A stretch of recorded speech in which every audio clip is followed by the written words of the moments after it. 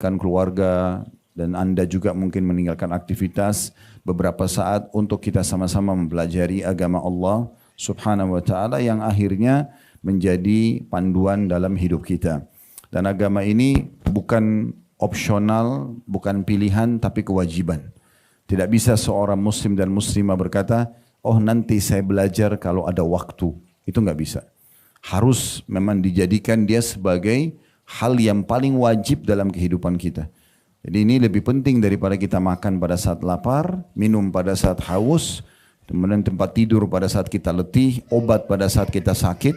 Karena ilmu agama ini akan memandu nanti mana makanan, mana minuman, mana tempat tidur, mana obat yang boleh dan tidak boleh. Yang kita kenal dengan halal dan haram. Oleh karena itu agama itu lebih dibutuhkan dari segala sesuatunya. Sehingga kita tahu apa yang Tuhan kita ridhoi dan perintahkan dan apa yang dilarang. Kemudian selanjutnya juga kita tidak mungkin Allah ikut sertakan kita bersama mereka di pahala. Baik dengan doa, dengan harta juga dengan jiwa kita. Dan juga kita berdoa semoga saja Allah selalu menjaga kemerdekaan, persatuan dan kesatuan kita di Indonesia. Allah berikan petunjuk para pemimpin untuk menjalankan tugas dengan baik dan amanah. Serta juga Allah berikan petunjuk kita sebagai para masyarakat, gotong royong, terus bekerja sama, mendukung pada hal yang baik, mengingatkan hal-hal yang keliru dengan cara-cara yang baik dan santun. Sehingga negara kita bisa berkembang dan insya Allah menjadi contoh bagi negara-negara yang lain. Dan juga kita berdoa agar Allah menyatukan kita semua insya Allah di surga firdausnya tanpa hisab. Sebagaimana disatukan dalam majlis ilmu yang mulia ini. Allahumma amin. Baik saudaraku seiman, saya juga duduk di sini bukan karena lebih tahu. Tapi kita sedang menjalankan firman Allah subhanahu wa ta'ala. Wadhakir fa inna dzikra tanfa'ul mu'minin. Saling memberikan peringatan karena peringatan sangat bermanfaat bagi orang-orang beriman. Maksudnya dalam masalah agama.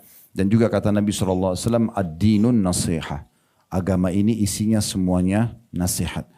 Para sahabat Nabi kalau bertemu, walaupun hanya sesaat, misalnya lepas sholat 5 waktu, mereka sudah ketemu mungkin tadi subuh, atau mereka ketemu di waktu-waktu yang lain, tapi pada saat ketemu duhur misalnya, dan mereka mau berpisah selepas sholat ba'diyah duhur saja, atau selepas asar, atau selepas maghrib, intinya ketemu sesaat saja, mereka umumnya selalu mengucapkan ta'al nu'minu sa'ah.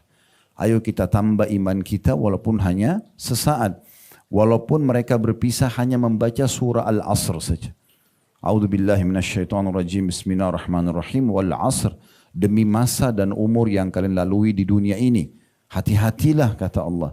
Innal insana lafi khusr. Manusia banyak sekali masuk dalam kerugian.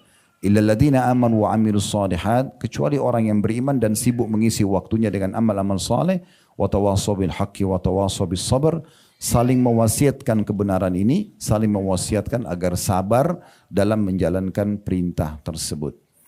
Baik teman-teman sekalian, metode yang kita gunakan adalah membedah buku karena saya melihat persentase hasil survei masyarakat kita masih kurang dalam membaca buku dan saya pun pernah lama mengajar di kampus beberapa tahun yang lalu sebelum saya aktif di majelis taklim dan di media. Maka saya melihat mahasiswa yang mengambil pelajaran ilmu dari apa yang kami sampaikan itu terbatas dengan kelas yang ada saja. Jadi cuman kalau 4 kelas, satu kelas misalnya 50 mahasiswa, maka ini cuma 200 mahasiswa. Maka saya coba mengadakan survei ke sekitar masjid, majelis taklim di sekitar rumah di kota Makassar waktu itu. Tepatnya tahun 98 awal saya tamat S1 dari kota Madinah. Saya melihat banyak sekali umat Islam yang tidak mendapatkan kurikulum ya, seperti yang ada di kampus ini, jurusan agama. Jadi seakan-akan ini hanya dipelajari untuk orang-orang yang mengambil jurusan agama. Sehingga seorang dokter, insinyur atau apa saja spesialisnya selain agama, maka mereka tidak pernah tahu ya, apa itu rincian-rincian ilmu agama. Seperti misalnya mempelajari Al-Quran berikut tafsirnya, kemudian mempelajari hadis berikut mustalah hadisnya, kemudian juga mempelajari fikih dan usul fikihnya, mempelajari sirah dan tarikhnya, dan sekian banyak cabang-cabang ilmu agama yang harusnya dipelajari oleh semua umat Islam dan itu mereka wajibkan bagi diri mereka. Bukan harus masuk ke jurusan agama baru mempelajarinya. Maka kami gunakan metode Kalau teman-teman lihat di YouTube kami, tinggal masuk ke playlistnya saja, itu lebih dari 35 kitab sudah kami bedah. 35 kitab sudah dibedah. Dengan tujuan antum semuanya atau anda semuanya bisa belajar seperti orang kuliah, ya, privat bersama kami, tapi cuma via TV saja, di kamar tidur 1 jam sebelum tidur, coba dikurikulumkan hari Senin membedah buku A, hari Selasa buku B, hari Rabu buku C, sampai 1 pekan. Misalnya ada 7 atau 8 buku yang setiap hari kita pelajari 1 jam. Bab demi bab, akhirnya nanti buku itu habis.